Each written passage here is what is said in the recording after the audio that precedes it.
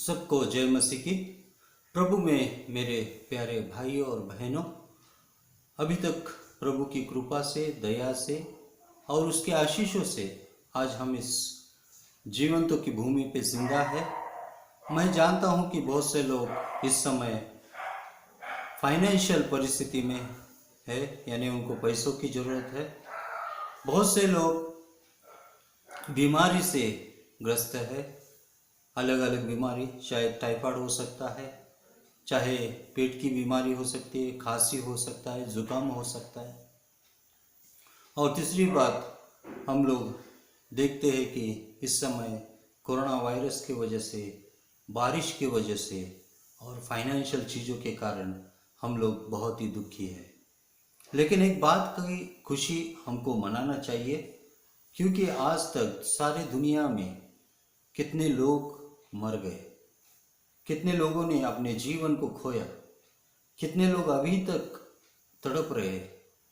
लेकिन प्रभु की दया से आज हम जिंदा हैं और प्रभु का वचन हम लोग YouTube में सुन रहे हैं। और कितने सेवकों ने वचन को बता के हमें उद्धार पाने के लिए क्या करना चाहिए, इसके बारे में हमने बहुत से संदेशों को अभी तक सुना होगा। और इसके लिए आज का संदेश का मेरा विषय है, पहले तुम। ये मत्ती के 6:33 से, यानी 6 इसका 33 अध्याय में जो वचन लिखा है कि पहले तुम परमेश्वर के राज्य की खोज करो। लेकिन मैं जब वचन का ध्यान कर रहा था, तभी मुझे परमेश्वर के राज्य के पहले जो शब्द लिखे हैं कि पहले तुम, इस शब्द ने मुझको आगे जाने से रोक दिया। और मैंने शुरू किया कि बाइबल में पहले ये शब्द कहाँ से शुरू होगा, क्योंकि परमेश्वर के राज्य में जाने से पहले मुझे क्या करना चाहिए। क्योंकि परमेश्वर के राज्य में जाने के लिए बहुत से लोग चाहते हैं, परमेश्वर के राज्य को जानने के लिए बहुत से लोग चाहते हैं, परमेश्वर के राज्य में प्रवेश करने के लिए बहुत से लोग चाहते हैं, परमेश्वर के राज्य के रहस्य को जानने के लिए बहुत से लोग चाहते हैं। लेकिन परमेश्वर के राज्य को जानना किसे, कौन परमेश्वर के राज्य को जान सकता है, और कौन परमेश्वर के राज्य में जा सकता है, और कौन परमेश्वर के राज्य में जी सकता है। परमेश्वर के राज्य की प्रजा कौन है, परमेश्वर के राज्य में सेवा करने वाले लोग कौन है, और परमेश्वर के राज्य का मुख्य उद्देश्य क्या है। इन सारे सवालों का जवाब हम लोग वीडियो के अलग अलग भाग में देखेंगे। लेकिन आज का मेरा विषय जो है, पहले तुम क्या करना चाहिए। परमेश्वर के राज्य को खोजने के पहले हमें क्या करना चाहिए। आइए हम प्रार्थना करें। प्यारे परमेश्वर पिता, फिर से एक बार इस दोपहर के समय में हम तेरे नाम को धन्यवाद देते हैं। तूने किए हुए हर एक उपकारों के लिए, तूने किए हर एक कार्यों के लिए हम धन्यवाद देते हैं। हाँ प्रभु, आज सारी दुनिया प्रभु बीमारियों से, बारिश से और प्रभु आर्थिक परिस्थितियों से गुजर रही है। प्रभु हर एक को आज सहाय करने के लिए खाद की जरूरत है प्रभु। और तेरा हाथ जो प्रभु इस सृष्टि में और आकाश में बड़े बड़े जो नक्षत्र है, तारे हैं, सितारे हैं, उनको बनाया प्रभु। और तेरा वचन प्रभु, हम लोग देखते हैं कि तेरा वचन में तूने लिखा है कि मूसा से तू कहता है, क्या परमेश्वर का हाथ इतना छोटा है, क्या तुम्हें मदद नहीं कर सकता। हाँ परमेश्वर, तेरा हाथ इतना बड़ा है। तूने स्वर्ग से मन्ना दिया प्रभु, तूने स्वर्ग से प्रभु आशीष दिया, तूने स्वर्ग से हमसे प्रेम किया प्रभु। और इसी प्रेम के लिए हम प्रार्थना करते हैं प्रभु, जिन जिन लोगों को प्रभु बीमारियां है, चाहे वो कैंसर की हो, चाहे वो ब्लड कैंसर की हो, HIV की हो, पेट दर्द की हो, उनके सर से लेके उनके पैरों तक प्रभु, जहाँ कहीं भी शैतानी बीमारी छुपी है, यीशु तेरे नाम से दूर कर, ताकि आने वाले दिनों में ये भाई और बहन चंगाई को प्रभु वो ग्रहण कर सके।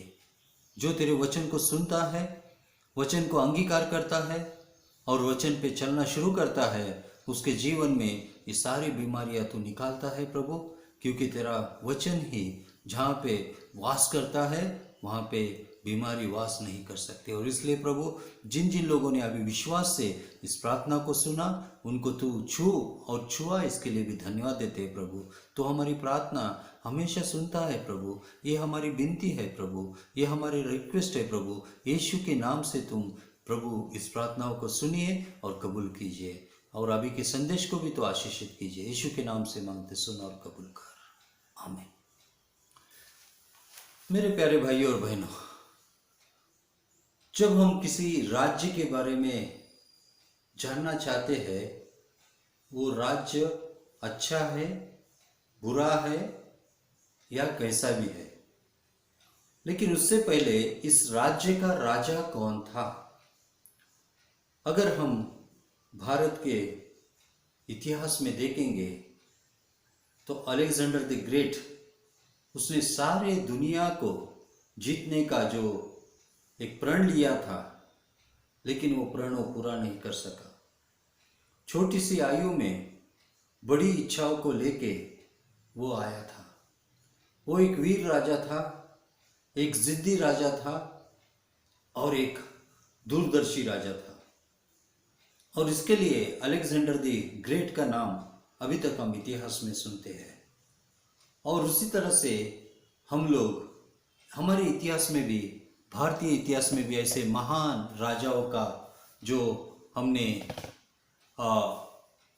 इतिहास सुना है, तो आज हमारे भी शरीर में कभी कभी वो लहू ऐसे दौड़ता है जैसे कि हम आज भी उस इतिहास में मौजूद है। और इसके लिए जब राज्य का नाम आता है तो राजा का नाम पहले आता है। और इसके लिए राज्य एक खेत के समान है, और जैसे खेती करने वाला जो खेत करता है, उस खेत को बनाता है। जब खेती में अच्छे फल आते हैं या अच्छा धान्य आता है तो लोग कहते हैं कि ये खेत किसका है। और उसी तरह से हम देखते हैं कि वो खेती करने वाला ही अपनी खेती की निगरानी करता रहता है। एक राजा ही अपनी प्रजा की देखभाल करता रहता है। और उसी तरह से हम लोग देखते हैं कि जब खेत समृद्धि से भर जाता है, तभी उस खेत की भी तारीफ होती है, साथ में वो खेती करने वाले की भी तारीफ होती है। इस दुनिया में कितने राजा आए और चले गए, लेकिन हमारे पास, हमारे जीवन में और हमारा एक विश्वास और एक आशा है कि हमारा जो राजा है वो अनंत काल का राजा है। और यीशु मसीह उसी तरह से अगर राज्य में प्रजा बनना चाहते हैं तो हमें सबसे पहले राजा को जानना बहुत ही ज़रूरी है। और जब हम उस राज्य में प्रवेश करना चाहते हैं तो उस राज्य के कानून और कायदे और नियम वो राजा ही बना के, उसके जो वहाँ के जो अधिकारी लोग हैं वो एक पेपर को देते हैं जिसमें उनके सारे दिए हुए नियमों को हम पालेंगे और उसी तरह से वहाँ के नियमों को हम इज्जत करेंगे। इस बात का जब उन्हें एहसास और उन्हें एक गारंटी हो जाती है, तभी वो क्या करते हैं कि हमें उस राज्य की प्रजा बनाने के लिए वो तैयार हो जाते हैं। और उसी तरह से यीशु मसीह भी प्रार्थना में हमें कहा है कि हे हमारे पिता तू जो स्वर्ग में है। तो हमारे स्वर्ग का पिता, और स्वर्ग अभी नहीं बना, जब पृथ्वी बनी उसी समय में भी स्वर्ग को बनाया गया, ऐसा कुछ हिस्टोरियन का और विद्वानों का कहना है। और कुछ लोग मानते हैं कि स्वर्ग तो पहले से ही था, लेकिन स्वर्ग का राजा परमेश्वर था। मेरे प्यारे भाई और बहनों, उत्पत्ति से लेके नए नियम तक जितने भी राजा हो गए वो सब चले गए। हमारे इतिहास के हर एक राजा जो पैदा हो गए थे वो सब चले गए, लेकिन परमेश्वर का राज्य अगर उत्पत्ति के साथ में ही हुआ है तो तभी से लेके अभी तक परमेश्वर हमारा पिता है। रिलायंस कंपनी में भी अगर हम ज्वाइन होना चाहते हैं तो उनके रूल्स और नियमों को पालना ज़रूरी है। और जब इंटरव्यू में हमें सिलेक्ट किया जाता है तभी हम उस संस्था में काम कर सकते हैं। उसी तरह से अगर हमें राज्य में प्रवेश करना है तो पहले राजा को जानना बहुत ही ज़रूरी है। और यीशु मसीह ने प्रभु की प्रार्थना में, यानी जब अपने चेलों को उसने प्रार्थना सिखाना शुरू किया था, तब तो उसने कहा, हे हमारे पिता। तो हमारा जो राजा है वो एक पिता है, और पिता जो है अपने बच्चों की देखभाल करता है। और उसके बाद में हम इस विषय में बाद में बात करेंगे। और दूसरी बात, तू जो तेरा नाम पवित्र माना जाए, तो राजा का कैरेक्टर जो है वो पवित्र है। और उसके बाद में लिखा है कि तेरा राज्य है। और ये परमेश्वर का राज्य क्या है, बहुत से विद्वानों ने इसके ऊपर बहुत अध्ययन किया है। और गहरे अध्ययन के बाद बहुत से लोगों ने इसे जाना है कि परमेश्वर का राज्य क्या है। और बहुत से लोगों ने इन्हें समझाने की भी कोशिश की और समझने की भी कोशिश की। और परमेश्वर के राज्य को जानने से पहले हम लोग क्या देखते हैं कि सबसे पहले हमको परमेश्वर के यानी हमें स्वर्ग के राजा को जानना बहुत ही ज़रूरी है। और इसके लिए आगे मत्ती 6:33 में लिखा है कि पहले तुम। तो जब मैंने जैसे कहा था कि शुरू में इसका अध्ययन करते समय मैं यहीं पे रुक गया था। और मत्ती परमेश्वर के राज्य को जानने से पहले या इससे पहले, क्योंकि बाइबल में पहले यानी फर्स्ट ये वर्ड से बहुत से वचन बाहर आते हैं। और उसमें से हम लोग देखते हैं कि यीशु मसीह मत्ती 23:26 में कहते हैं कि फरीसी से कहते हैं कि तुम तो अंदर की जो बर्तन है उसको साफ नहीं करते, लेकिन बाहर के बर्तन को तुम साफ करते। तो पहले तुम अंदर के बर्तनों को साफ करना सीखो। इसका मतलब क्या है कि सबसे पहले परमेश्वर के राज्य को जानने से पहले हमारे दिल को, हमारे मन को और हमारे जीवन कार्य को हमको सुधारना चाहिए, ना बल्कि हमें बाहरी ड्रेस डाले या अच्छा भेष डाल के हमको क्रिश्चियन बनना है। हम महीना भर, अगर 1 महीना तक बिना नहाए, और जब कोई मेहमान आने वाले जब सुनते हैं तो हम लोग नए ड्रेस डालने से हम लोग बाहर से तो सुंदर दिखेंगे, लेकिन अंदर की गंदगी क्या जा सकेगी। उसी तरह से हम लोग यहाँ पे क्या देखते हैं कि यशायाह भी और मार्क के 7 अध्याय उसमें 6 में यीशु मसीह ने इस पुराने नियम यशायाह 29:13 के वचन के अनुसार वहां पे क्या कहता है कि ये लोग मेरी ओठों से तो स्तुति करते हैं, शब्दों से तो मेरी तारीफ करते हैं, जबान से तो मेरी इज्जत करते हैं, लेकिन दूर से वो बहुत ही दूर है। और ऐसे विद्वान और ऐसे पंडित और ऐसे सेवक बहुत है जो प्रभु परमेश्वर को हालेलुया प्रेज द लॉर्ड बोलते हैं, लेकिन उनका जीवन बाहरी जीवनों के साथ में मिला है।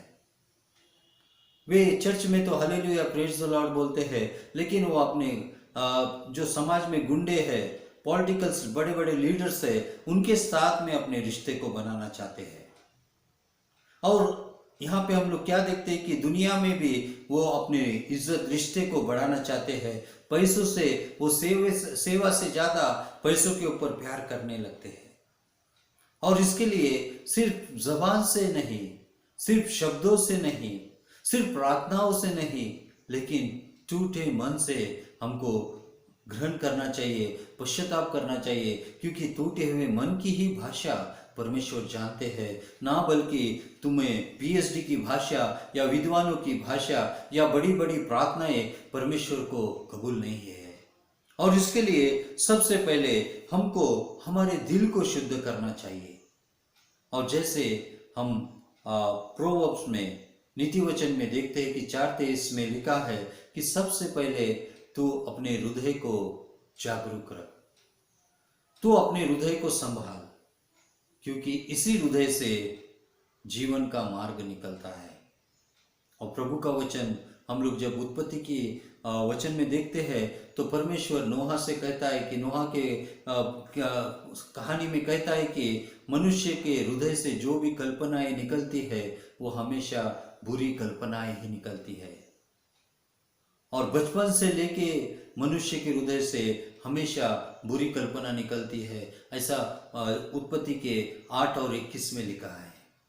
और मेरे प्यारे भाई और बहनों, उत्पत्ति में 6वें अध्याय में पर लोग क्यों परमेश्वर के विरुद्ध में पाप कर रहे थे? क्योंकि 6:3 में लिखा है कि उनमें परमेश्वर की आत्मा नहीं थी। और परमेश्वर वहां पे कहता है कि मेरी आत्मा सदा इनमें बसी नहीं रहेगी और मैं इनसे वाद विवाद या उनसे मैं कोई भी वार्तालाप करता नहीं रह सकता हूं, क्योंकि ये विद्रोही हृदय था।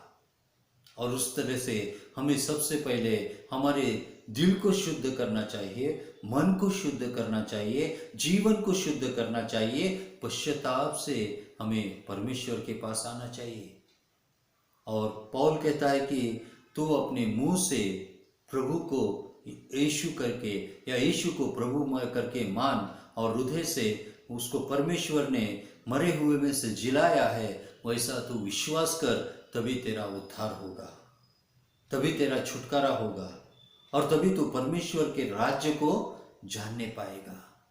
मेरे प्यारे भाई और बहनों, हम लोग जब मत्ती के 13 उसके 11 में देखते हैं तो यीशु मसीह अपने शिष्यों से कहते हैं कि क्यों वो दृष्टांतों से बोलता है, क्योंकि शिष्यों को परमेश्वर के राज्य का रहस्य जानने का उनको दान दिया गया था। परमेश्वर का राज्य जो है एक रहस्य है और जो सुनने वाले थे उनके लिए कहानी थी, लेकिन जो समझने वाले थे उनके लिए रहस्य को एक रहस्य जो यानी एक रहस्य का छुटकारा था। और मेरे प्यारे भाई और बहनों, ये रहस्य को जानने के लिए क्या इतनी सहजता से परमेश्वर हमको परमेश्वर के राज्य के बारे में पता चलने देगा? जब तक हमारे हृदय को, हमारे दिलों को और हमारे पापों को हम नहीं छोड़ोगे, क्योंकि परमेश्वर का राज्य समीप है, पश्चाताप करो, ऐसा यूहन्ना बपतिस्मा देने वाले ने कहा था। यीशु मसीह ने भी कहा था कि मन फिराओ, क्योंकि परमेश्वर का राज्य समीप है। परमेश्वर का राज्य समीप है। पश्चाताप करने का मतलब है अपने किए हुए पापों को याद करके तुम क्या करो, आप परमेश्वर से माफी मांगो। क्यों? पश्चाताप का मतलब एक अर्थ ये भी होता है कि परमेश्वर हमारा हिसाब लेने, परमेश्वर का राज्य आने वाला है। परमेश्वर हमारे जीवन में दिए हुए दिनों को वो गिन गिन के वो पूछने वाला है। और इसके लिए परमेश्वर का राज्य जानने से पहले हमारे दिलों को, हमारे जीवन को हमको शुद्ध करते रहना चाहिए। और यहाँ पे हम लोग देखते हैं कि हम लोग चर्च में जाने से हमको रोक दिया गया है, फिर भी हम लोग घर में परमेश्वर के साथ में अपनी उपस्थिति को क्या हम लोग परमेश्वर के साथ में बिता रहे हैं, या हम अभी भी टीवी में, सीरियल में और अन्य चीज़ों में अपने समय को व्यतीत कर रहे हैं? मेरे प्यारे भाई और बहनों, ये लॉकडाउन क्यों हुआ? क्योंकि हमारा पर्सनल रिश्ता परमेश्वर से सही ढंग से नहीं पड़ा। और उसके लिए हमको क्या करना चाहिए? इन दिनों में परमेश्वर के साथ में हमको रिश्ता बनाना बहुत ज़रूरी है, क्योंकि आगे का वचन भी हमें इसी तरह से कहता है कि मत्ती का 5:24 में कहता है कि तेरे भाई के आंखों में अगर तुझे गंदगी दिखती है तो उससे पहले तू अपनी आंखों की गंदगी को निकाल। और इस वचन में ये जो है तीसरा पॉइंट है। लेकिन यहाँ पे अपने रिश्ते को बढ़ाने के बारे में हम लोग बात कर रहे थे, माफ़ कीजिए, हमारे रिश्ते को हम लोग बढ़ाने की बात कर रहे थे। और उसके लिए तो यहाँ पे एक वचन को परमेश्वर ने मत्ती की 5:23 और 24 में लिखा है कि जब तू दान देने जाए और तुझे याद आए कि तेरे भाई के खिलाफ तूने कोई अपराध किया है या कोई पाप किया है, तो सब उस दान को तू वहीं पे छोड़, जहाँ पे तू खड़ा है वहीं पे छोड़, और पहले जाके तू अपने भाई से मेल मिलाप कर। और मेरे प्यारे भाई और बहनों, हम लोग चर्च में बैठ के ऐसे कितने अपराध हम दूसरों के खिलाफ करते हैं, लेकिन हम वहाँ पे मेल मिलाप करके नहीं आते। लेकिन हम सोचते हैं कि परमेश्वर हमारे पापों को वहाँ पे कहने से हमें माफ़ करेगा। नहीं मेरे प्यारे भाई और बहनों, अगर आपस में आपका रिश्ता अच्छा नहीं, अगर परिवार में आपका रिश्ता अच्छा नहीं, अगर अपने बच्चों के साथ आपका रिश्ता अच्छा नहीं, अगर पति के साथ में आपका रिश्ता अच्छा नहीं, अगर भाइयों में आपका रिश्ता अच्छा नहीं, तो परमेश्वर का राज्य में ना आप समझोगे, ना देखोगे, ना प्रवेश कर सकोगे। और इसके लिए हमें अपने रिश्ते को बढ़ाना चाहिए, क्योंकि भजन संहिता 133:1 में लिखा है कि देखो भाइयों का एक रहना कितना भला और मनोहर है। और परमेश्वर वहां रहता है जहां पे 2 या 3 लोग मिलके रहते हैं। परमेश्वर को यूनिटी या एकता बहुत ही पसंद है, जहां पे मिलके रहा जाता है और वहां पे परमेश्वर रहते हैं। और इसके लिए हमें अपने लोगों के साथ में, हमें अपने जो भी हमारे सहभागी है, हमारे नेबर्स है, उनके साथ में हमको अपने रिश्ते को बना के रहना चाहिए। क्योंकि ये यीशु मसीह ने भी शिष्यों से कहा कि तुम अपने आप को जो बड़ा बनाना चाहता है वो सबसे पहले छोटा हो जाए। और अगर हम नम्रता के पाठ से एक दूसरे को बड़ा नहीं बनाएंगे तो परमेश्वर के राज्य में हम छोटे कहलाएंगे। और इसके लिए यहाँ पे हम लोग देखते हैं कि परमेश्वर कहता है कि तुम अपने रिश्तों को लोगों के सामने सुधारो। और हनोक के जीवन में भी 3 बातों को बहुत ही महत्व दिया है। इब्री के 11:5 में लिखा है कि उसने विश्वास किया और दूसरे लोगों ने उसके बारे में गवाही दी, और परमेश्वर का वचन उसके बारे में गवाही देता है। आज हमारा लोगों के साथ कैसा रिश्ता है और लोग हमारे बारे में क्या गवाही देते हैं। लोगों ने नोहा के बारे में गवाही दी कि वो परमेश्वर का लिए काम कर रहा है, लेकिन लोग उसका मजाक करते थे। और परमेश्वर जानता था कि परमेश्वर का लोगों से नोहा रिश्ता बढ़ाना चाहता है, लेकिन लोग परमेश्वर के साथ रिश्ता बढ़ाने से इनकार किए, और इसलिए उन्होंने नोहा के साथ भी उन्होंने रहने के लिए या उसके बात को मानने के लिए इनकार किया था। मेरे प्यारे भाई और बहनों, आज आपका परिवार के साथ में आपका रिश्ता कैसा है?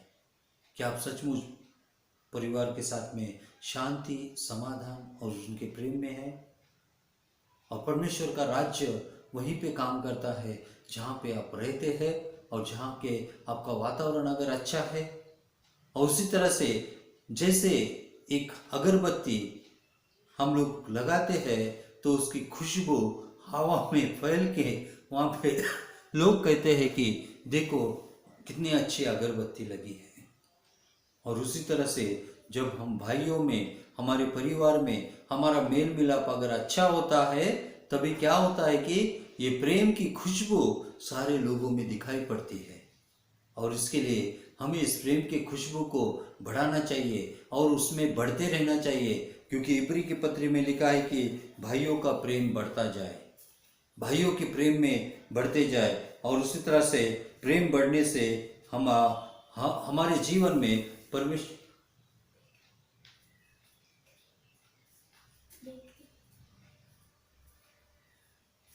परमेश्वर के राज्य में हमको बढ़ने के लिए हमको मदद होती है। और उसी तरह से इब्राहिम के जीवन में भी जब लोट ने और उसके जो चरवाहे थे अब्राहम के साथ, और अब्राहम के चरवाहों के साथ लड़ना शुरू किया, तो अब्राहम ने उसको लोट से कहा कि जो उत्पत्ति का 13:8 में लिखा है कि हम दोनों भी भाई है और हमारे आपस में कोई लड़ाई झगड़ा नहीं होना चाहिए। और जहाँ पे लड़ाई झगड़ा होता है वहाँ पे शैतान का कार्य चलता है। और उसके लिए हमें परमेश्वर के राज्य में जाने से पहले हमारे जो दुनिया के रिश्ते हैं उसको प्रभु की नज़रों में, परमेश्वर की नज़रों में, ना बल्कि स्वार्थी नज़रों में, पैसों के लिए नहीं, परमेश्वर के प्रेम के लिए हमारे प्रेम को बढ़ते रहना चाहिए। और बाद में हम लोग देखते हैं कि मत्ती के 7:5 में लिखा है कि तू अपने भाई की आंखों के तिनके को देखने से पहले अपने आंखों में जो कचरा पड़ा है उसको तू साफ कर। और इसका मतलब क्या है कि हमें दूसरों के गलतियों को सुधारने से पहले अपने गलती सुधार के अपने जीवन के द्वारा उनमें सुधार आने के लिए कोशिश करें, ना बल्कि हमारे शब्दों के द्वारा। क्योंकि लोगों का जीवन से परिवर्तन होता है, हमारा चरित्र से लोगों का जीवन परिवर्तन होता है। गांधी जी के इतने फॉलोअर्स होने का कारण क्या था? क्योंकि उनका जीवन ही वैसा था। विवेकानंद के फॉलोअर्स होने का कारण क्या था? क्योंकि उनका जीवन भी वैसा था। और यीशु मसीह के फॉलोअर्स होने का कारण क्या है? क्योंकि यीशु मसीह जो बोलते थे वही वो करते थे। उन्होंने मुंह से कहा क्षमा करो, और खुद उन्होंने क्रूस के ऊपर क्षमा किया। इससे बढ़ के कोई भी बड़ा संदेश हमको कोई भी जरूरत नहीं है, क्योंकि हम लोग यीशु मसीह के नाम से जीते हैं, तो यीशु मसीह की आज्ञाओं को भी पालन करना बहुत ज़रूरी है। तो हमें अपने भाइयों के दोषों को निकालने से पहले हमें अपने दोषों को निकाल के, कैसे परमेश्वर ने मेरे जीवन में, मैंने अपने दोषों को निकाला और आशीष दिया, उसी तरह से आपके जीवन में भी परमेश्वर आशीष देगा। इस बात को हमको करके दिखाना चाहिए। और हमको चौथी बात है कि हमको लूका के 10:27 में लिखा है कि पूरे मन से, पूरे बुद्धि से और पूरे प्राणों से, पूरे शक्ति से तू परमेश्वर पे प्रेम कर।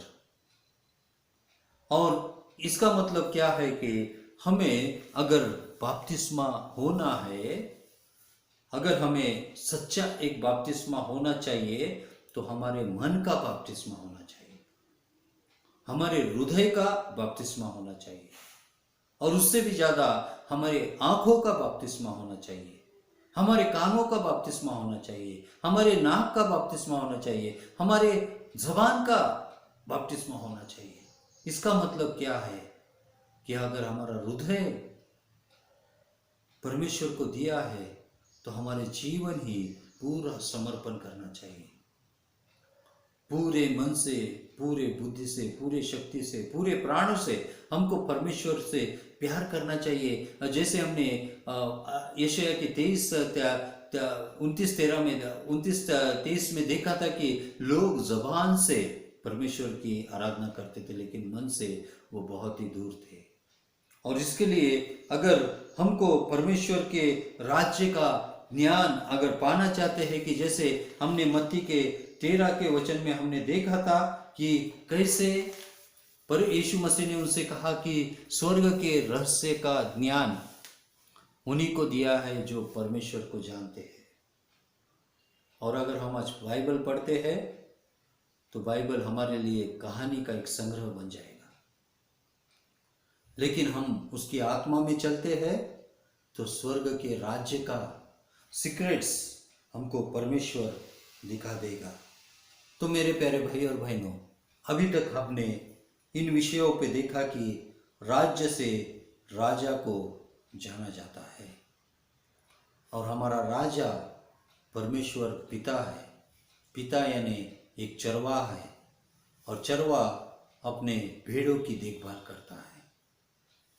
उसी तरह से परमेश्वर भी पिता की तरह हमारी देखभाल करता है। और पहले हमें क्या क्या ढूंढना चाहिए, हमने देखा कि लूका 23:26 में अंदर की सफाई होना बहुत ज़रूरी है। हमें मुंह से नहीं, दिल से परमेश्वर की आराधना करना है। जैसे हम लोग मत्ती 29:23 में भी देखा है, मैं मार्क 7 और 6 में देखा है, और उसी तरह से यशायाह 29 उसके 30 में भी देखा, 23 में भी देखा है। अपने रिश्ते लोगों से बढ़ाना चाहिए, जो हमने मत्ती के 5, 23 और 24 में देखा है। और भजन संहिता 133 में भाइयों का एक रहना कितना भला है।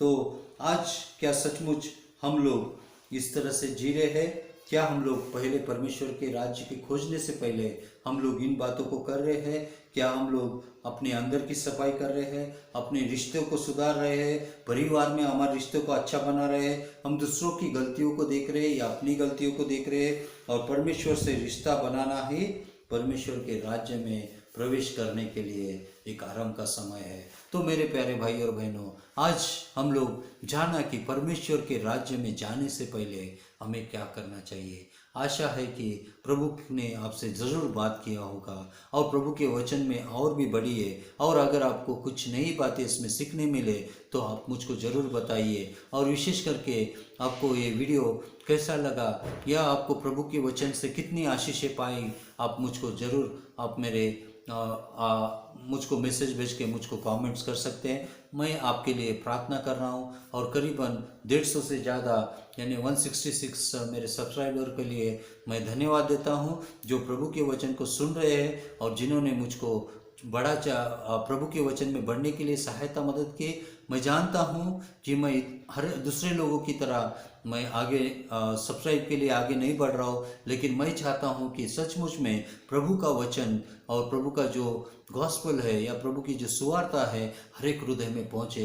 सब्सक्राइब से ज़्यादा मुझको प्रभु के वचन को पहुँचाने में अच्छा लगता है। और मेरे प्यारे भाई और बहनों, आप सबके लिए मैं धन्यवाद देता हूँ, क्योंकि आप सब लोग प्रभु के राज्य में जाने के लिए इच्छा करते हैं और इसके लिए ये वीडियो आपने देखा और समझा और आगे चलिए। अब प्रभु परमेश्वर आपको स्वर्ग के राज्य में जाने के लिए आपकी इच्छा भी पूरी करे। ये सारी प्रार्थनाएं मैं प्रभु से आपके लिए करता हूँ। आइए हम प्रार्थना करें। परमेश्वर पिता, धन्यवाद देते हैं इस वीडियो के द्वारा आप मेरे भाई और बहनों से बात किया, प्रभु परिवारों से बात किया, जवानों से बात किया और बच्चों से बात किया। इस सारी प्रार्थनाओं को प्रभु उनके जीवन में आशीष के रूप में होने दीजिए। आज से उनका जीवन परिवर्तन होने दीजिए। यीशु मसीह हमारे लिए मारे गए, इस बात के लिए वो मन से विश्वास करे, मुंह से कबूल करे, ताकि वो उद्धार पाए। यीशु मसीह हमारे लिए मारा गया, गाड़ा गया, जी उठा, पुनरुत्थान हुआ, क्योंकि हम पापी थे लेकिन उसने मृत्यु को उठाया। और इसके लिए हम यीशु मसीह के पास